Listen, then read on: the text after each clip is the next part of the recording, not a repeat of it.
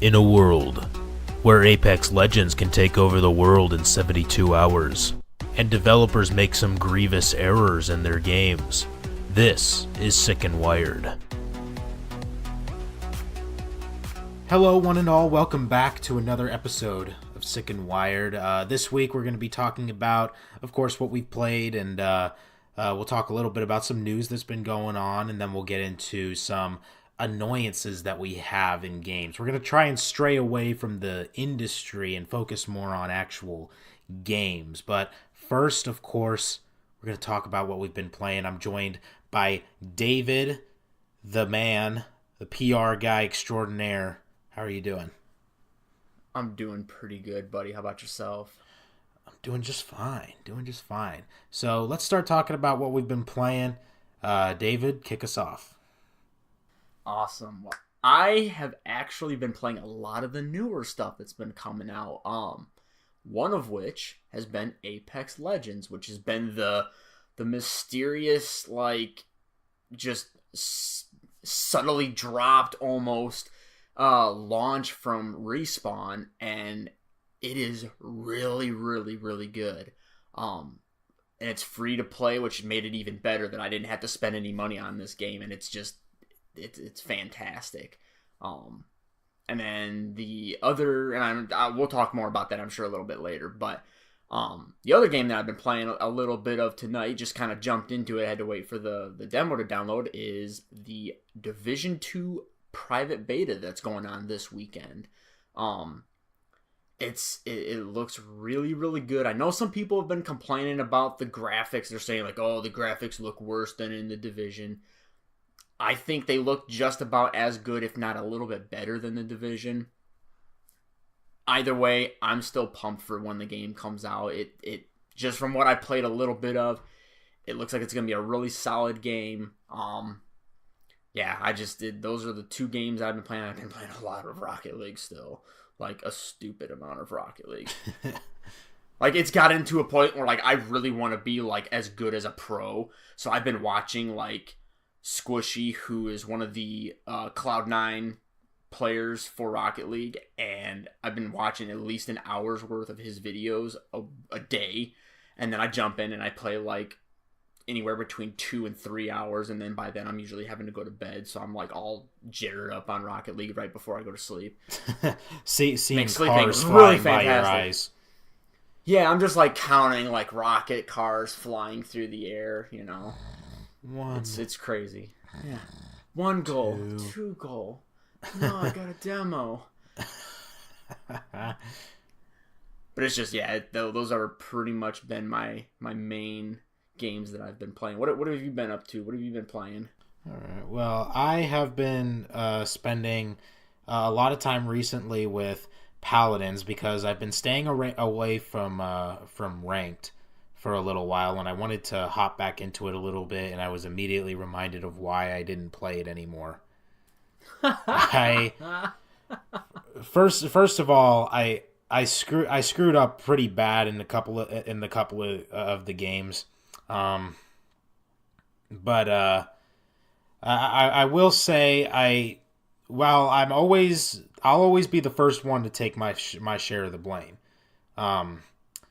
but I feel like there are certain times when people think they're just much better than they are. And I'm not going to say that I think that I have a perfectly logical perception of how I am, but people making some simple mistakes that are just absurd.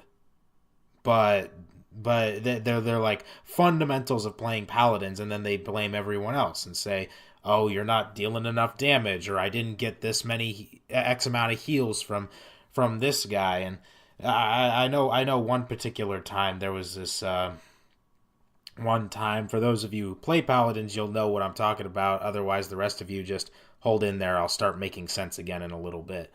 But I was playing Bomb King, and we had this Grover on our team, good healer. But he keeps going on about from the very second the game started, since my very first death, one of only like 5 or 6, I may add. Um, he's bad mouthing me and telling me how I'm a terrible bomb king, blah blah blah. No one else says anything about my play except for this guy. Meanwhile, everybody's just constantly asking for healing, and he's the support. He's supposed to heal everybody, and everybody needs healing. I didn't complain once to him, and he just keeps bad mouthing me about how bad I am. Come to find out, very end of the game, I did the most damage of anyone on the map. So I'm not sure where he was getting his information from, but it's things like that I don't like playing competitive very much. Dude, But I'm right there with you. I literally deal with the same stuff playing Rocket League. Like Rocket League is a very team based game unless you're playing solos, and it's simple stuff like learning to pass the ball maybe instead of constantly just trying to score the goal or whatever. I call it the MVP syndrome, and that's literally what it is. It's just somebody that wants to be the king of the entire game, and the match, and so they'll just fly around the map or whatever and hit the ball. It doesn't matter what direction they hit it in.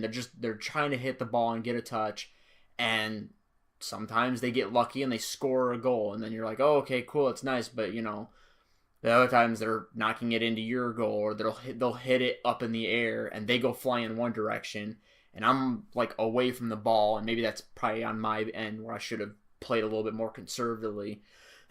But yeah, I mean, it's super fundamental things, and nobody seems to understand it, and it gets very frustrating, and it almost makes me not want to play competitive, but I try to grind through it.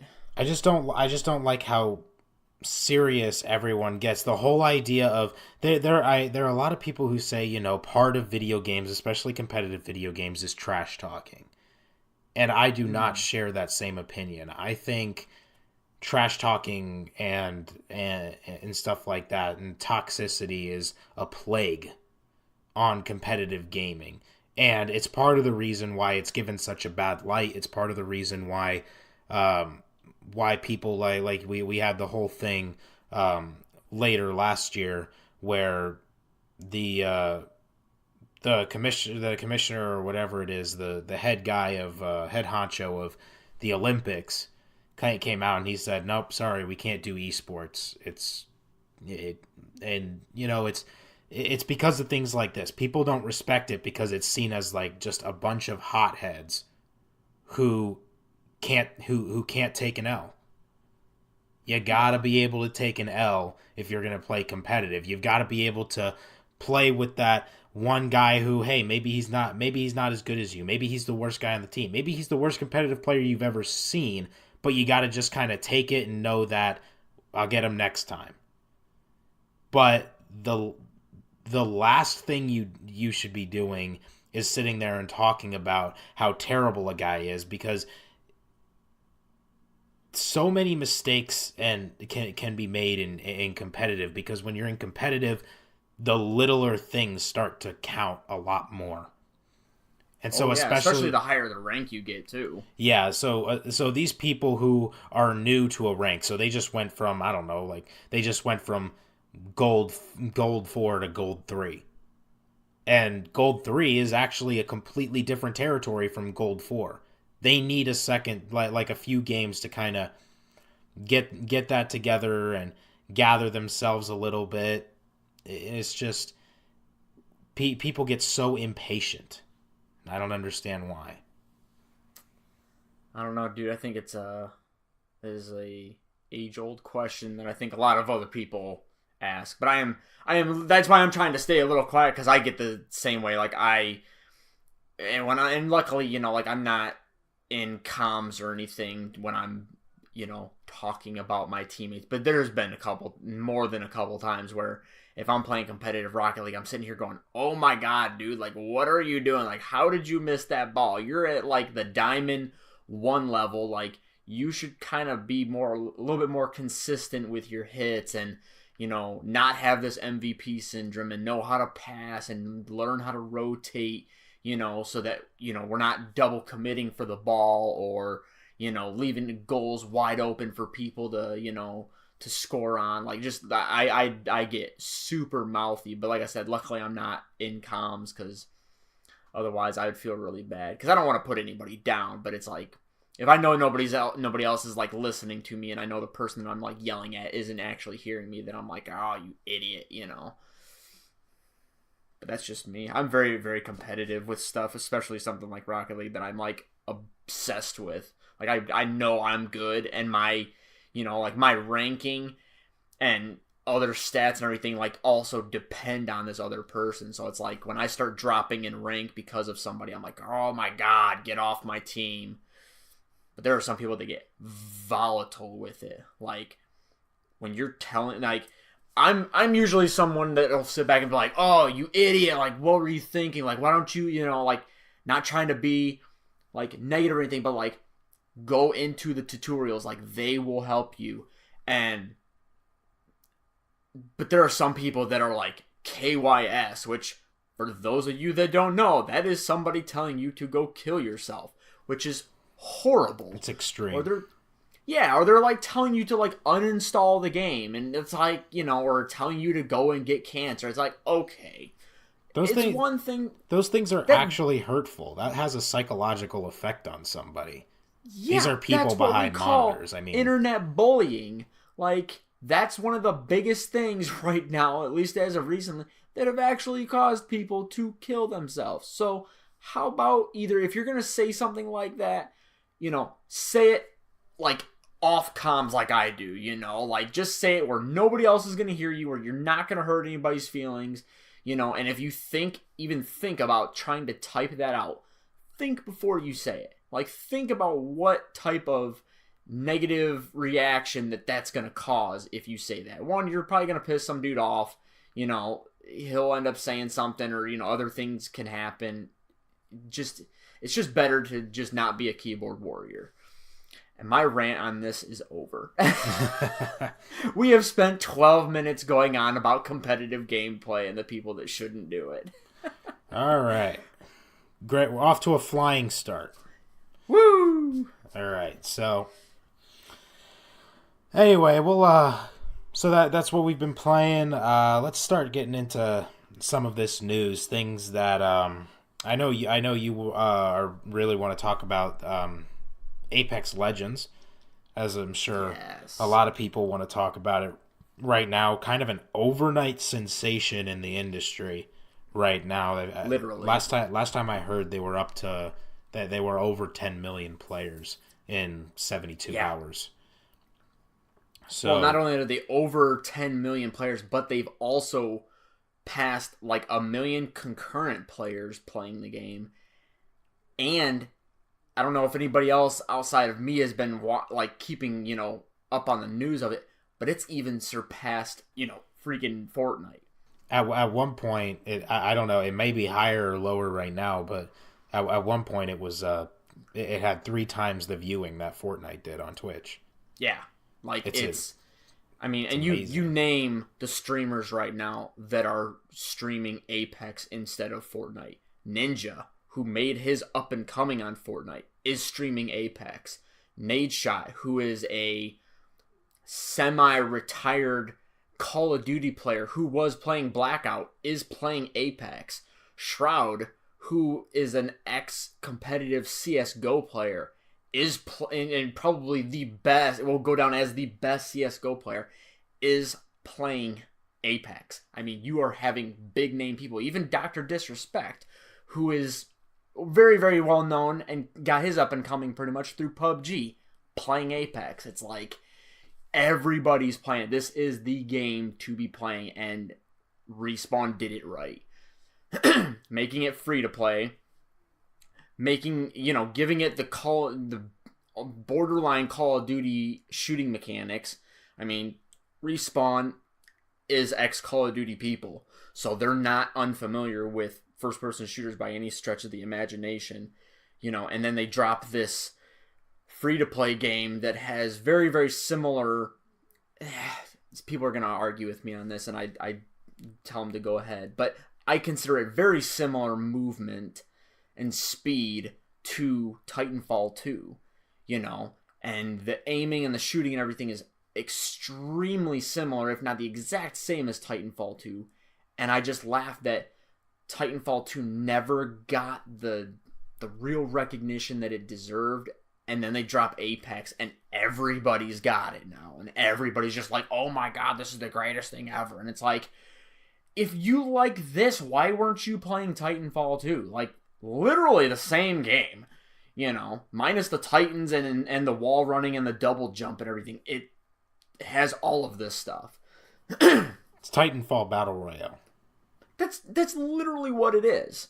And I'm actually like, you know, and I guess, we're going to kind of slowly start to jump into the annoyances and everything, because I have some. But I mean, like, there are some things that they could do better with the game. But overall, it's a very solid game. And I sincerely applaud Respawn for dropping this and making it the hit that it is. And I literally only wish them the best of luck going forward. Yeah. I have yet to check it out. I do know that it has microtransactions. I think you've played it. Yes. So what do those look like? Are those like overbearing? Do they feel like a huge part of the game that the developers are really pushing, or? No, not at all. What they do is, excuse me. So if you go into their like marketplace area, it's set up almost like Fortnite, almost to a T, and there's like 3 different types of like in-game currency that you can get. One is the actual one that you can actually pay for with real money. And I will tell you right now, that is not a necessity. You can earn pretty much all of the stuff in the game through just playing it a ton.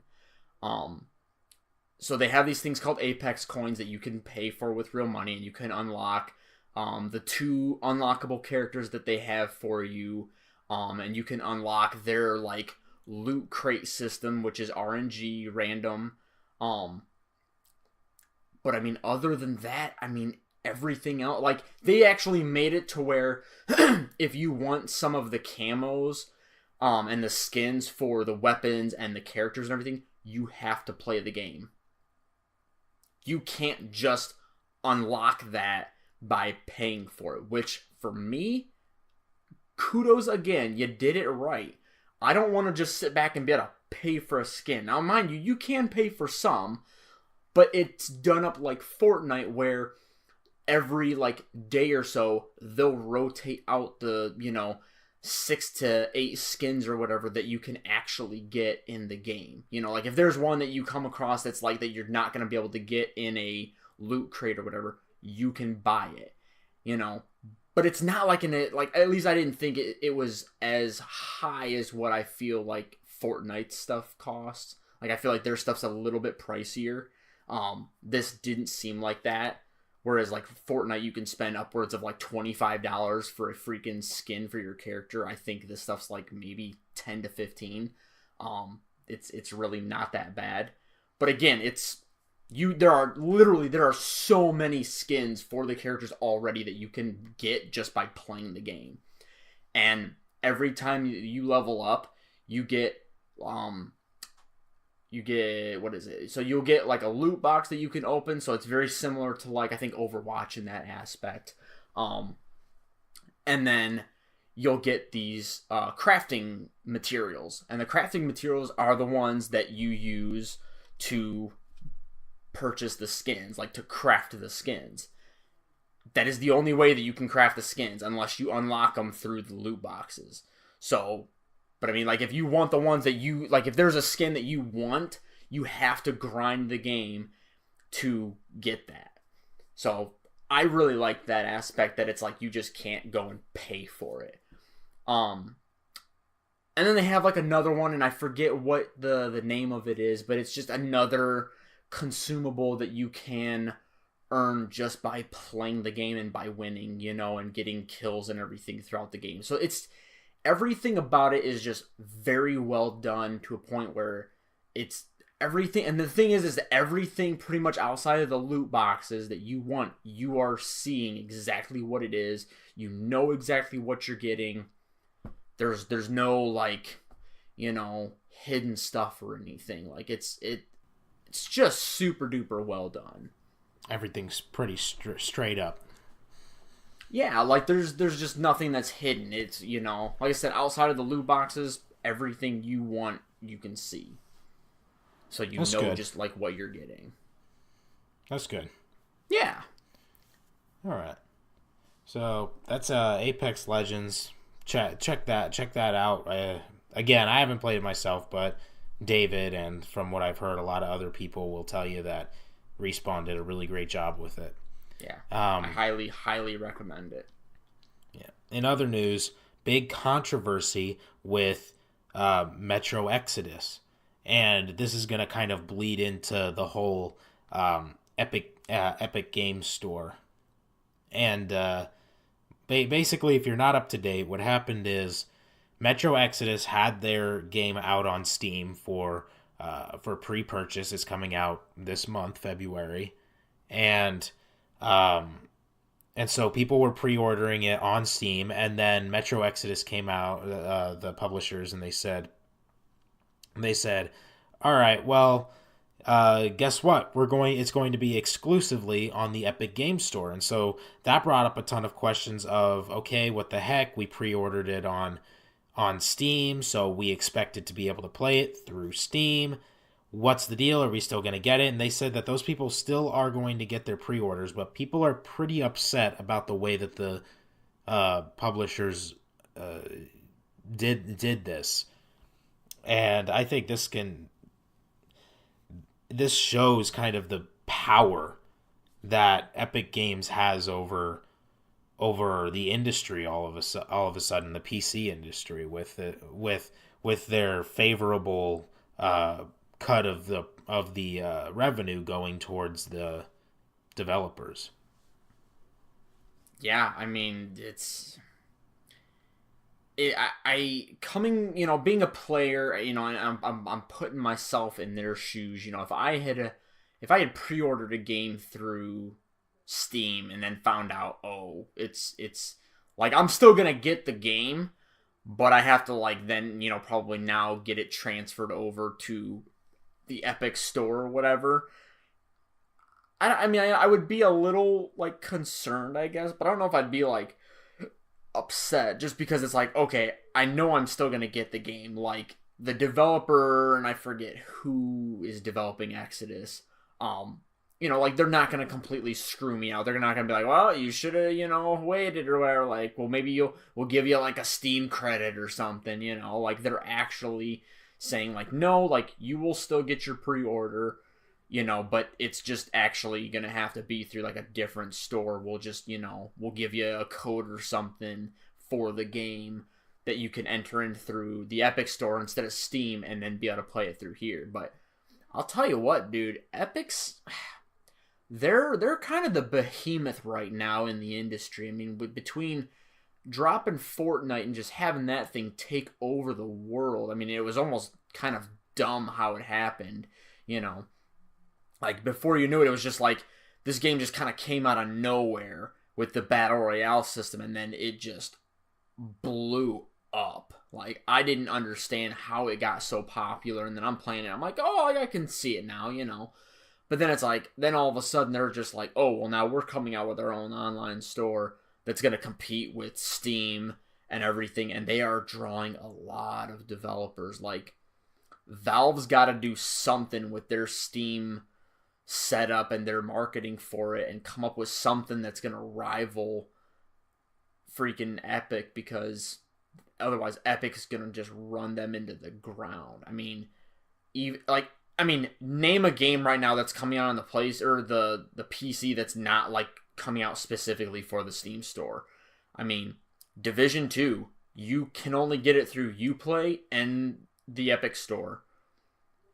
Now this game you can only get through the Epic Store. It's like, I wonder if this is gonna be like a trend, like where this is like a constant trend where like eventually Steam's gonna, just kind of wither out or just have only indie titles or whatever, or is Steam actually gonna come up with something, to market their services in a better light than Epic, you know? Like what I mean, let me ask you this. What do you think, if you were in Steam's position, like what you would do right now to kind of make yourself look like a better option for developers and publishers?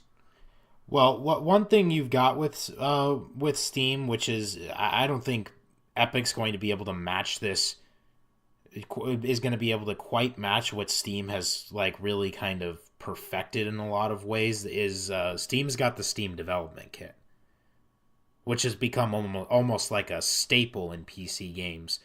Um, I'll say I'm not a Send. PC player, so like explain to me kind of like what that development kit is, because I'm So, unfamiliar with it. I mean, I'm not super well versed in it. I am not. I'm not a game developer by any means, but basically, the Steam Development Kit, it gives certain. It's the way that the game interacts with Steam as a platform, and so it gives you the ability to do achievements and program the achievements in a way that is friendly to the Steam program. And Okay. then, so stuff like that, things like multiplayer support, that kind of has that a lot of that functionality has to do with the development kit. And you know, every platform's got a development kit. Epic's got its own. Xbox has theirs. PlayStation, Steam, UPlay. Every single GOG, every single one's got its own development kit, and it's just how it reacts with the platform. It's the reason that that say you get GTA 5 on PC and then you get it on Xbox One. It's the re it's be that kind it kind of plays into why for the most part you'll get an achievement on Steam, but it won't show up on your Xbox One because Okay. they're different development kits, so they're developed differently. Now that's starting to become a thing in the past. Xbox already has now Xbox Live on Nintendo Switch, so achievements carry over now. But anyway, the so Steam's been working a long time with that development kit, and from what I've heard and read, I mean, developers love it. It really it works well. Um, but I don't know if that's enough to justify the difference in revenue split, because on Steam, if you use Unity, it's a 70-30 split roughly. It varies, Yeah. but that's like average. And then if you use Unreal Engine, 5% of it's already going to Unreal Engine, which is Epic Games, Yeah. and so it's a six, and so you're actually Steam only gets 65%, but you're still losing the 70% there. Hmm. But with Epic Games, both Unity and Unreal, you get 88%. Steam only or Epic Games only takes 12% for both, and and developers haven't really been complaining about the functionality of the Epic Games development kit. So That's yeah. I mean, that's I don't know. Epic's Ep- got a huge advantage here. So the only real way, if I'm Steam, the only real way is to first thing you would start to do with developers is start to push that development kit and say like, look at our development kit though. I mean, this is a development kit that you've already used. You're familiar with it. It's a good one. I mean, um, but in the end, if Steam wants to stay competitive, they're gonna have to slash prices. oh yeah.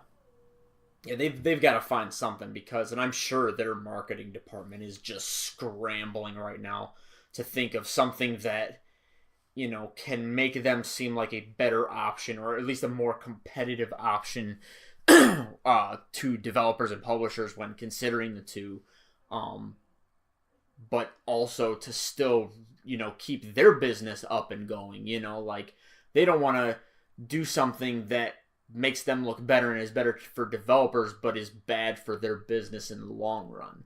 Like you can slash prices only so much before it literally starts taking a negative effect on your business as a whole. You start losing money, you start, not being able to fund or support certain aspects of your company, and it's a snowball effect from there.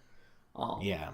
The hard thing is that Epic Games, well, why can Epic Games do 88 to 12 and Steam can only do 70 to 30? Well, really it just comes down to Epic Games has so much more behind it than Valve does. Oh yeah, If I if mean, Valve was still releasing games the way they have in the past, I mean they've got Gmod, but I mean that's just a flat rate really. There's no like there's no like microtransactions within that yeah, to uphold that, and it's one of the cool things about Gary's mod. But overall, it's not sustainable, um, in the sense of continuous revenue. oh yeah, They've already said they're not working on Half-Life 3. That's an idea of the past. They're not doing Portal 3 from what we know. So they've really halted production of their games. But Epic Games has Fortnite behind it, which alone covers the extra percentage oh yeah, of these of the revenue split. more than covers And it. oh yeah. And then to boot, they've got anyone who's developing an Unreal Engine 4, which is a lot of people, which is a lot of developers. Um, they even if they put it up on Steam, Epic Games is still getting money from that. So it's really it really makes me concerned about the future of Steam because I like Steam, but at this point developers, if they have the option, why would you not go for the one that's going to make you the most money, especially now that developers and publishers are in such financial turmoil with the amount that it costs to create a game these days. Yeah. Well, then you got to think of the fact too, like if Steam starts to suffer, how are these players gonna feel? Like, okay, just for sake of conversation, say Steam goes under, and they have, or Valve goes under, and because they're not making games anymore, really. And I mean, they said they are, but we have yet to see something for it outside of the VR Portal game that they decided to drop. Um, but like, imagine if they lost Steam and Steam just fizzles out. Like, what happens to people's Steam libraries? Like, there's some people that have, like, I'm sure thousands and thousands of dollars invested in their Steam libraries. Like, does that go away? Do they give the players the opportunity to do something about it? Like, are they gonna maybe try to cut a deal last minute with Epic to give them the rights that they've had to their library so that their libraries can still function or whatever? Like, I mean, I don't know enough about the infrastructure of Steam and Epic and all the business related stuff in the background to really give a I guess a clear insight into what that would look like. But man, yeah, like that's got to be something that people are even slightly starting to get a little worried about. Like, if that was me, I'd be bummed because there's a ton of games that even I've bought on Steam that run on my toaster of a PC, and like I wouldn't want to lose those, even though I'd never play them. Like, I'd still like I spent money on that, you know. You don't want to lose those games, lose that progress, lose those memories and stuff like that. Um, I don't know. I think that's really starting to look forward in the future because Valve's got a good cushion. But if that were to hypothetically happen, I really don't have an answer for you. I guess I guess you'd have to start looking at um Epic buys Valve. yeah. Honestly, that could be the direction that this goes in. Yeah. That could be, if that were to happen. Well, if that were to happen, problem is pretty much solved. Um, really, well, not for Valve, but as far as the players go, they're just going to get their game. Steam is going to be melded with the Epic Game Store, most likely, and Epic will be able to reimburse people or let them keep their games. But I don't know. Scary thought, though. Scary thought. Yeah. All right. Well, let's that's pretty much it for the big news.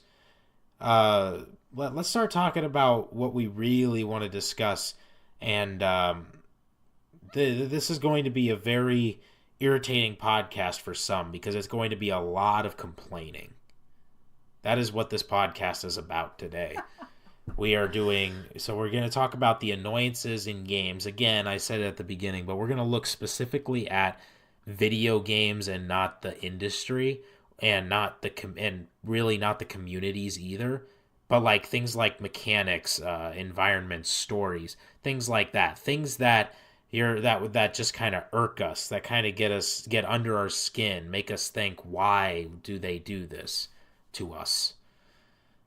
So, David, I'll let you kick it off.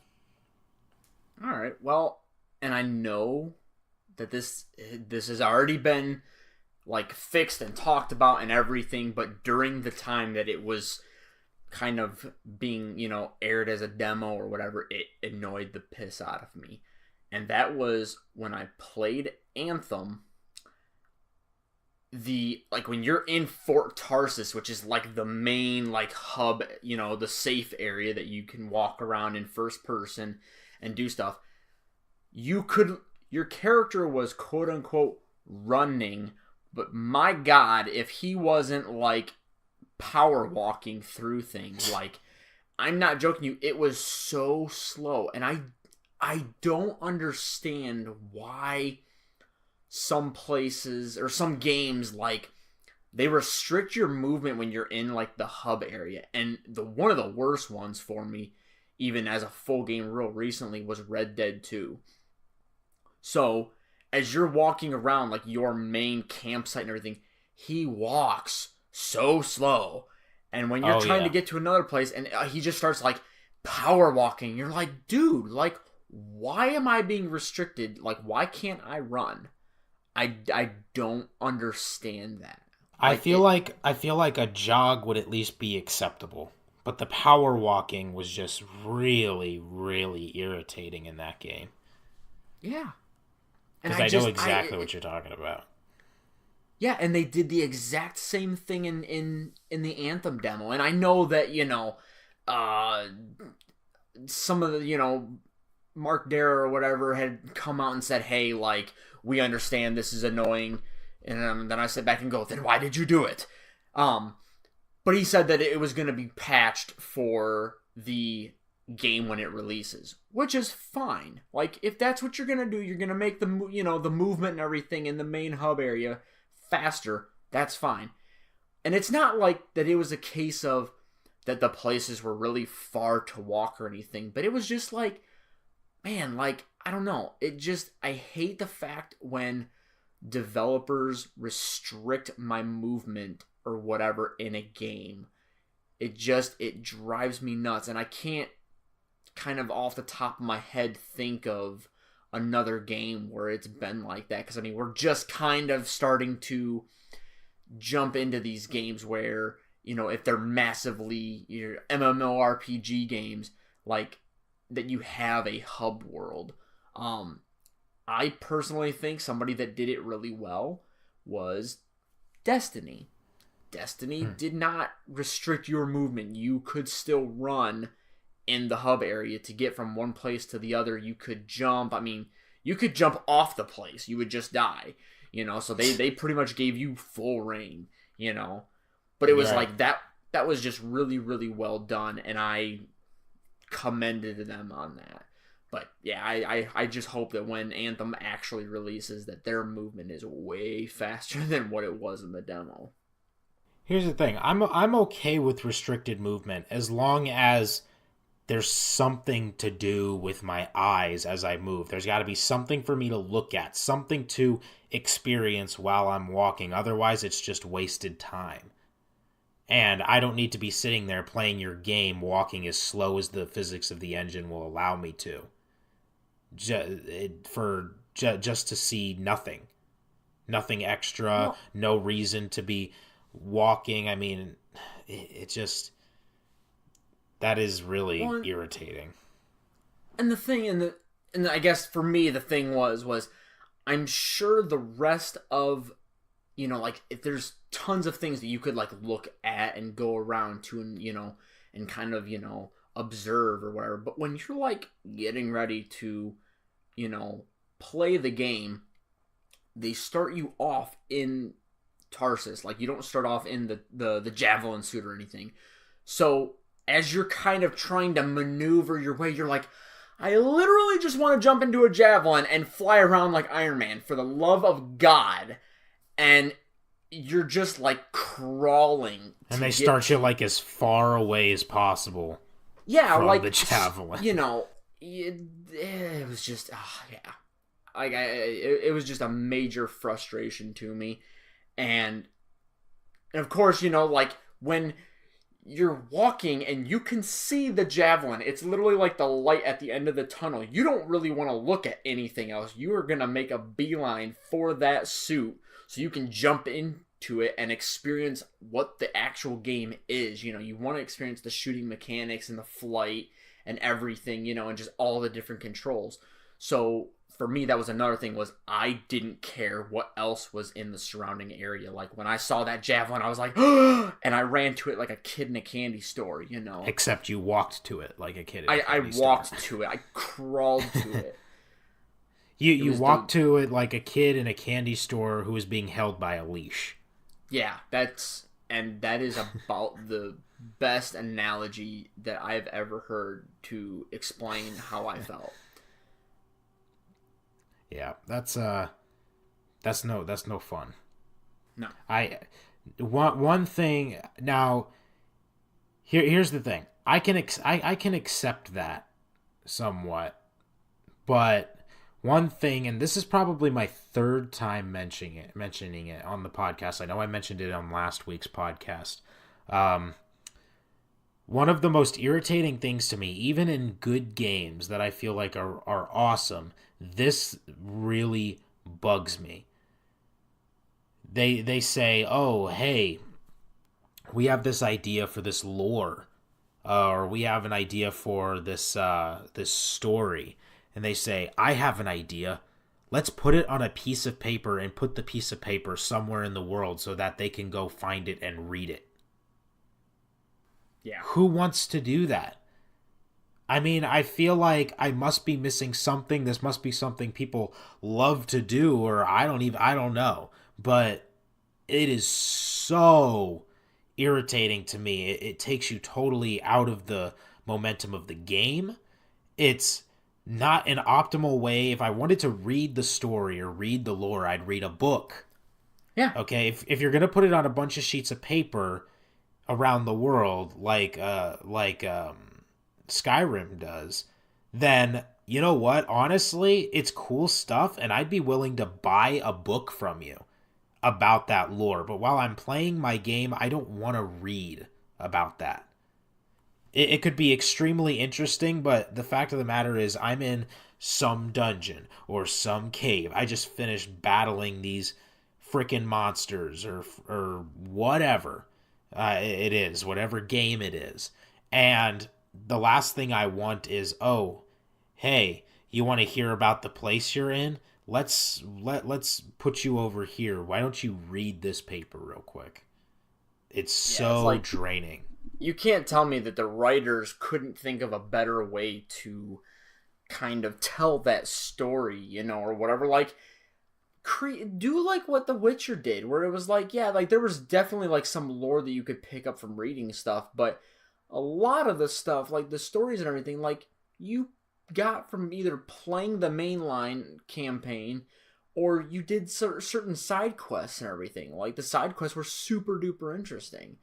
And I don't know why people, like, and Bethesda, to be honest with you, is really bad about that. Like, in Oblivion, in Skyrim, in Fallout, like, they put a lot of story, like, in the books and stuff that you can pick up and read, or by talking to certain NPCs that would otherwise not have any importance in the game, period, outside of if you talk to them, they might say something that would slightly hint at something being done somewhere in the world, or whatever. Like, it just, I don't know. But like I said, Bethesda's super duper famous for doing that, and it definitely annoys me too, because it's like, really, like, you couldn't have made a campaign out of this story, like, instead of telling me that some dragon, came down from the heavens and attacked this city, like, maybe, like, actually have that happen. I don't know. Yeah. Get a little creative with it. I think one thing that can save something like that is when I don't want to read and have the whatever I'm reading on there tell me what the backstory is necessarily. What I like is things that have some kind of emotional connection. Like one thing that I don't hate as bad, it kind of depends on how it's done, but one thing that I do think is kind of cool is when there's kind of like a story within the story that tells the lore. Like when you're reading a paper, maybe it's a letter from this guy to this guy. Maybe it's maybe it's just a picture, honestly, and there's like some words written on the back of it. Like, that's something that was really cool that was in Red Dead Redemption 2 that I liked a lot. The pictures that you could turn over, and on the back would be like little tidbits about who the people in the picture are, what it is, and when it was, so you could kind of place yourself in time compared to that. I mean, and that's something that goes a long way. When you put some kind of emotional connection behind what you're looking at or what you're reading, it really re-immerses you back into the world. But just reading something about how 200 years ago there was this war, this is how it ended up, it's so boring. Now, if I were to read a diary of a guy who was in the war, and like what it was like in the war, and when they came, and when the guy came back, that would be much more interesting. That I would be so much more engaged and inclined to finish it. I mean, let me ask you this. Do you think that it's a case of, that they feel like there's already so much story in the game, and or maybe they have like one story specifically that, that they are trying to tell, that if they were to try to tell this other story in a more interesting way, that it might actually pull you away from the main campaign? I mean, that's really a judgment call for developers, but I think it takes you, if you're gonna just tell me and not show me on through the writings, then it's you run into that problem no matter what. If you're just gonna tell me instead of show me with those papers, then it's gonna be boring either way, or it's guaranteed to be boring to me. And I'm guaranteed to be taken out of the moment. At least there's some kind of a chance with this like almost other story, and it doesn't have to be a long one. Again, just one diary with a few entries that kind of tell the story and give the lore at the same time. I mean, you got to be more creative than just we have an idea that this is what happened in the past. Let's just write that down. Yeah, we'll just put that in a random book on this bookshelf for, and in the hopes that somebody, comes over here and reads it, The papers and the books and stuff in Skyrim feel like the writers' recycle bins. It really does. Well, and not to mention too, it's like some of those stories are really interesting, and you're just kind of banking on the hope that somebody's going to go over to this bookshelf or whatever and, search it and find this book. It's like, if they don't, then you're leaving out a really awesome story that maybe somebody will never read, like, unless you get somebody that's like a super, that they scour every part of every room they ever go in, which, by the way, if you do that in Skyrim, you'll be like 90 years old before you finish that game, because of how huge it is. But yeah, it's like, you'll never do that, like, maybe put it in a more, in a less inconspicuous spot, to where somebody might actually come across it or sort of something. But yeah, like, they just need to make them more interesting, and do something more with it than just be like, there's this piece of paper that tells this awesome story, but we ran out of money. Just we'd rather build this giant dragon that has absolutely no other purpose in the world other than for cosmetic purposes, but we got this piece of paper that tells a story about it. Yeah. James, you think this will be a good idea? I think that this game is gonna be really good. Oh, James, you're drunk again. Jesus. All right, put it in.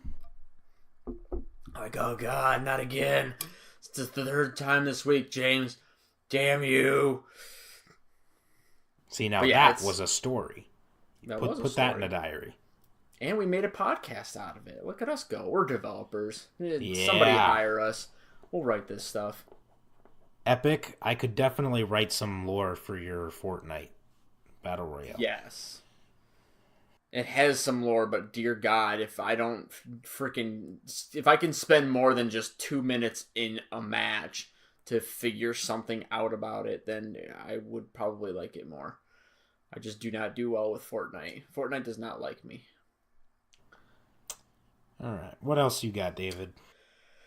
My other thing, and this is more of a personal gripe than anything else, I hate grinding for stuff. Like, heavily grinding. Like, I'm not talking like, yep. I don't mind a little bit to get some stuff, like, if I gotta spend, even 500 hours in a game, but I mean, there's like a lot of really good end game content going, and and I'm getting some decent weapons every now and again. But man, I don't want to be putting like 100 hours into a game before I get like some super rare thing. Like, that to me is just like, that's boring. That's absolutely ridiculous. Like, there's some people, and I feel like Destiny was kind of like that, where people would sit back and they would do the raid over and over and over again, and they would just, I mean, they'd be on this thing like probably 20 times or whatever before they finally got like the one thing that they have been playing it for since the start. And that drives me nuts. Like, I hate doing stuff over and over and over again just to finally get something that I want. There's like a certain cutoff point to where it's like, I don't really want to do this anymore. This isn't fun for me. And I'm losing interest in your game very quickly. Mm-hmm. So that for me, like I said, I hate anything that you have to do some super duper massive amount of grinding for. That just, it immediately ruins the game for me if that's what I got to do. Because it's like, everybody wants the cool content, And so, like, if I'm grinding the game or whatever, and I just keep getting, like, this super low-level, content or whatever, and I'm like, okay, well, I can't use this, that irritates the hell out of me. And I'm just going to real quickly jump in and say that one last thing that irritates the absolute piss out of me is something that my favorite game of all time does, and that's Rocket League. Is they decided to put cars in their loot crates. And I'm like, okay, that's fine, I don't really understand it, because I personally would rather just give you the $2 or $3 to purchase the car, because I've bought every single car they've ever dropped. I'd much rather just give you the money. You'll have guaranteed money if you just put the car on your marketplace and I can just buy it. But then they decided to go ahead and throw, like, because every new season that they come out with for the competitive season, they drop a new crate with new stuff in there. Well, they decided to start dropping decals for those cars in the crates as well. So now, not only do I have to hope to dear God that I open up enough of these other crates to get the car that to get that car, but then, open up these other crates to get some decals for it. And I don't know about you, but I absolutely hate when I open up a loot crate, because I like supporting Rocket League. I've probably spent more money on that game than I care to admit. But It's like, do I want Rent or Rocket League for this month? I mean, maybe yeah, I could get both and forego food for a little bit. yeah, I I don't need don't to know. eat I tonight. gotta have the Rocket League in there. But it's like, so you pay for this crate, and then you get the decal for a car that you don't have because it's hidden behind another crate. And then I feel like I just wasted $1, $1.50. I usually get them in bundles of 5 or 10, so I usually only technically spend about $1 per key.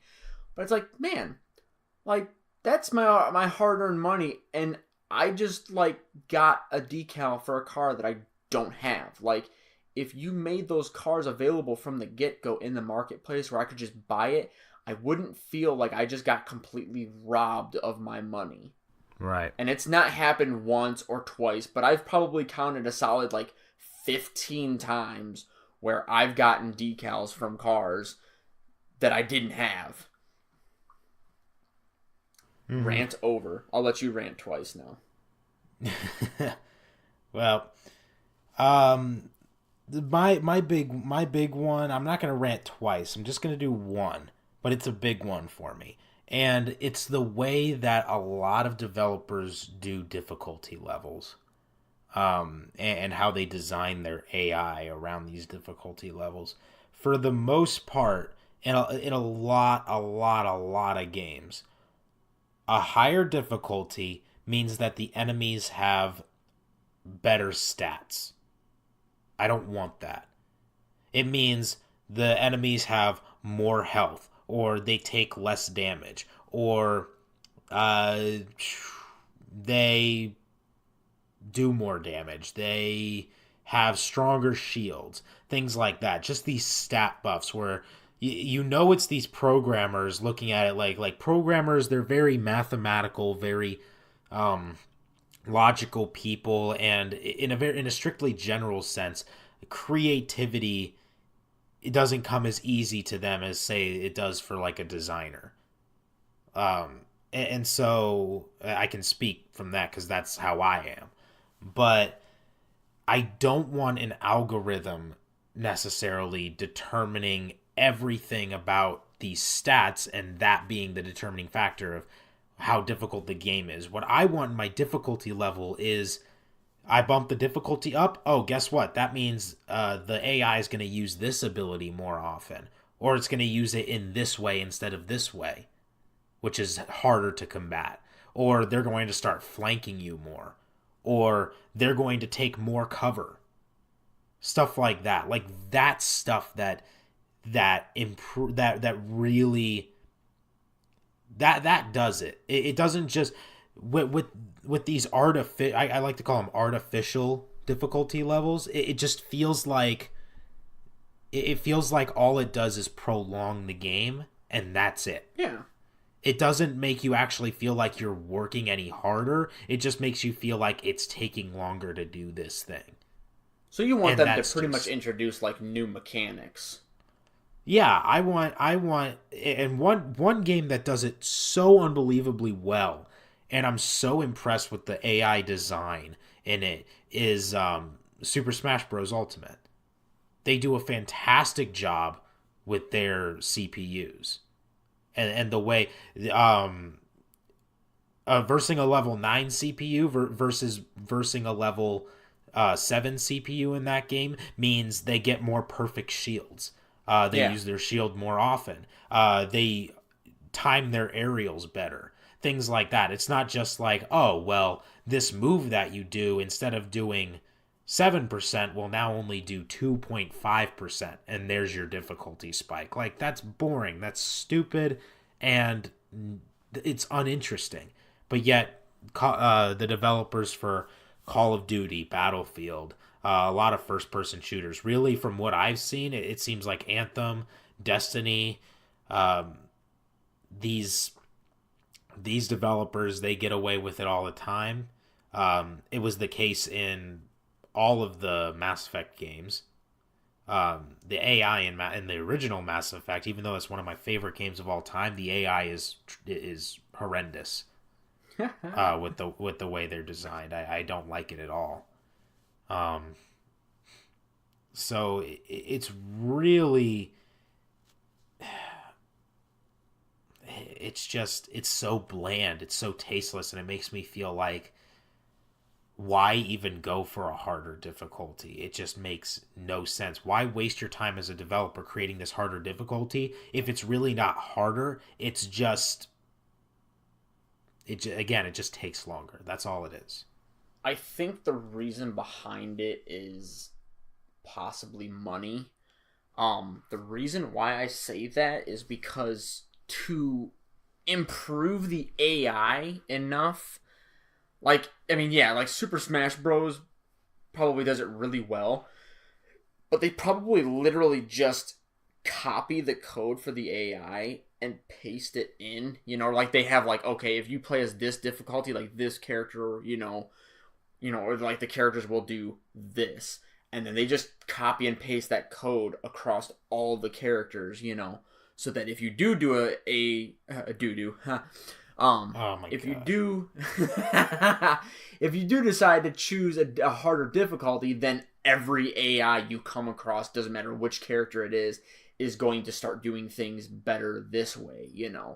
um when you have games like, and I know like some people play, like they really like Destiny for the raids, and being somebody that absolutely loved it myself, the raids were already really freaking hard, and then they have the ones that were like the heroic raids or the legendary raids or whatever the heck they're called, and it just made everything harder. Like the jump mechanics and everything, and the jumping puzzles that they had were the same, but the enemies were just, it took longer to kill them.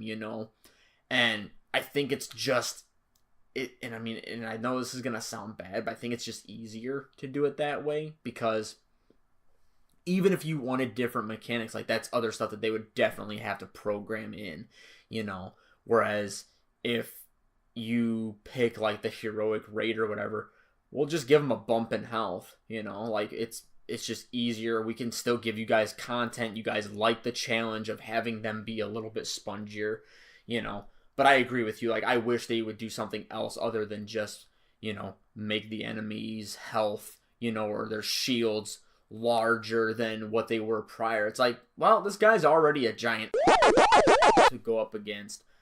Let's just make him even harder and maybe move him like a little bit faster, but he's just gonna have a ton more health. Or there's no way you're doing this by yourself. You need a squad of some kind to go up against him.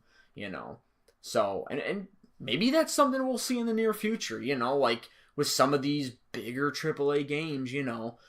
Maybe they'll kind of start getting behind the fact of making these, enemies a little bit different at higher difficulty levels, where maybe like the enemies get maybe just like a little bit more courageous. Like, I know, if I'm thinking right, I think even like the Division did this pretty well, where like if you played at like a lower difficulty, or the enemies that you were facing, because they had like color codes for different enemies, and like the red ones were just kind of easy. They didn't have a whole lot of health.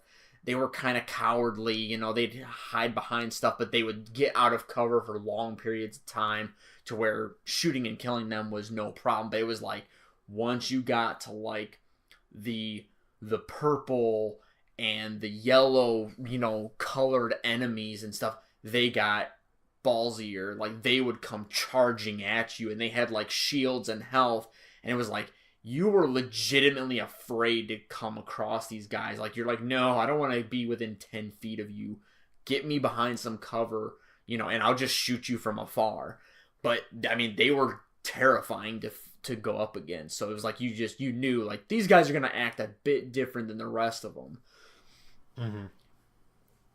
Yeah, I mean it's to me when I see that these stat buffs, it's just I mean I know you say it might be an issue with money, but to me it just doesn't seem like when we start getting into, maybe that's a thing for like these indie studios, right? These smaller companies, but when we start talking about things that are being funded by Square Enix, that are funded by Rockstar, that are funded by Epic Games, that are funded by, and the list goes on for these gigantic publishers, Activision, Blizzard. When I start to see those publishers, EA, they have enough money.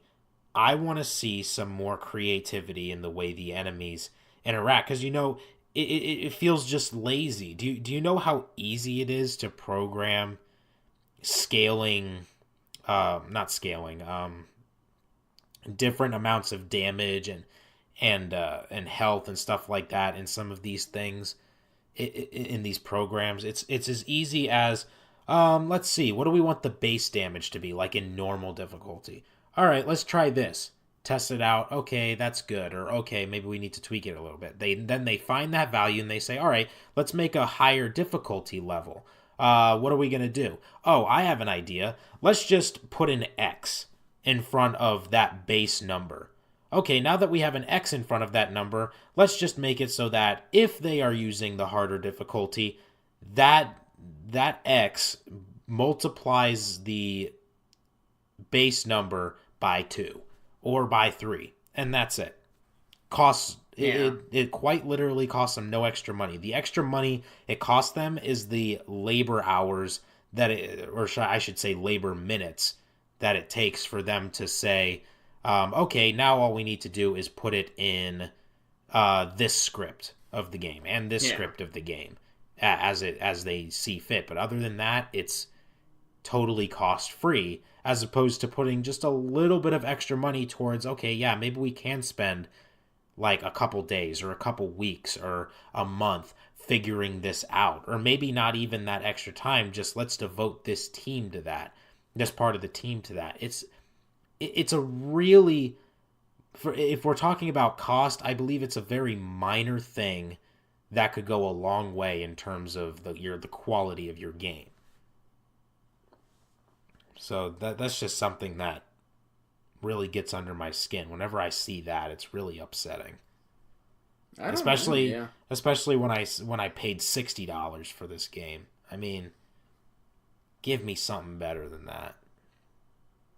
Well, I mean, and I don't necessarily base, like how much I pay, like I'm not going to the store going, oh, I spent $60 on this, man. This AI better be worth it. Like I'm more or less like, if I'm buying a game, I'm gonna buy it for the story or because I really like, the replayability on it. But I definitely, get what you're saying as far as like just getting a little bit more creative with the difficulties instead of just, kind of lazily. And I feel like I'm downplaying, some of the development strategies that these developers use. And I don't want it to seem like that, because I do know, like, I'm friends with a number of the developers in the industry, one of which who actually was just got done working on The Division 2.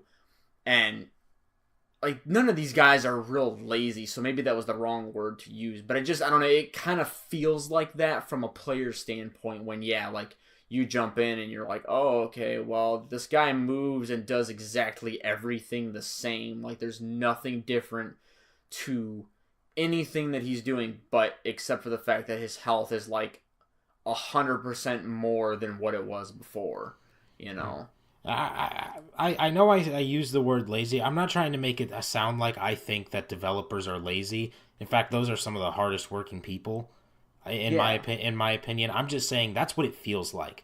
As a player, I see that and I'm like, it feels lazy to me. It feels lazy. They're not lazy. I know they're not. They're very hardworking people. Just about any developer you'll meet is extremely hardworking and dedicated. It's a hard field to be in, requires a lot of hours, but god dang it, I mean, that is it just it seems lazy. It feels lazy. Yeah. It's the way it feels, and I totally agree with you with like going for the story. Like I'm not gonna buy it because I'm like, oh, the AI in this game is super great, but like, and I, if a developer were listening to this, I urge you to listen to this. If I am playing a game and I see these stat buffs as hard as quote harder difficulties, I'm gonna knock it for it as a reviewer. That's me, because it just seems like a slap in the face when I've paid X amount of dollars for this game, and when when so much money was spent on developing this game, and then to see that, it feels lazy to me, and Well, it feels like a worse experience.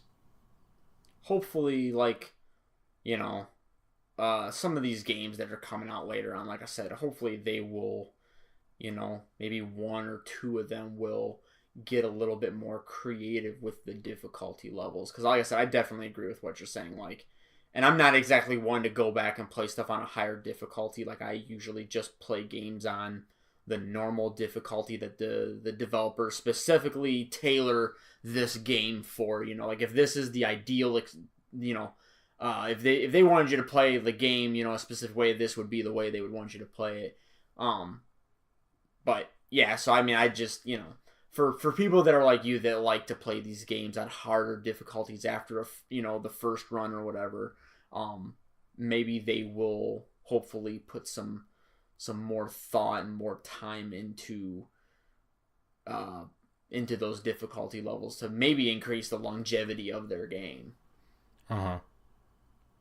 I hope so. So, yeah, I do too. All right. Well, that's gonna about wrap it up for us today for this week. Next week, don't forget to come back. Hopefully, we'll have one or two more people to join us next time. But this was good. This was a good discussion. Anything you would like to add at the very end here? I mean, outside of my go-to is to definitely go to check out the site. We definitely have, like I say, this week after week after week, have a ton of amazing writers that come up with awesome pieces, awesome articles. Whether it's a review or it's an opinion piece or whatever. And even my new favorite thing to do is the this day in gaming history that you do. Like I will forever say that those are probably some of my best pieces of content that I like, indulging myself in. And definitely continue listening to this podcast. I think that we spend, we carve an hour out of our, hour and a half out of our daily schedules that are, can be very busy to do these. So, the more you guys listen, if there's anything else that you guys want us to change about these, maybe make them better, if there's a possible like category or something like a little section in the podcast that maybe we can start doing that we haven't thought of yet, like please let us know, because the only way this is going to get better is by giving us the feedback. Mm-hmm. So we definitely appreciate you guys listening to us, and we hope that you guys continue to and spread the word. Well, I think that's as good a place to leave off as any. I am Brendan Puro, and I'm with David Fraley, and this has been Sick and Wired. Thank you all. Bye!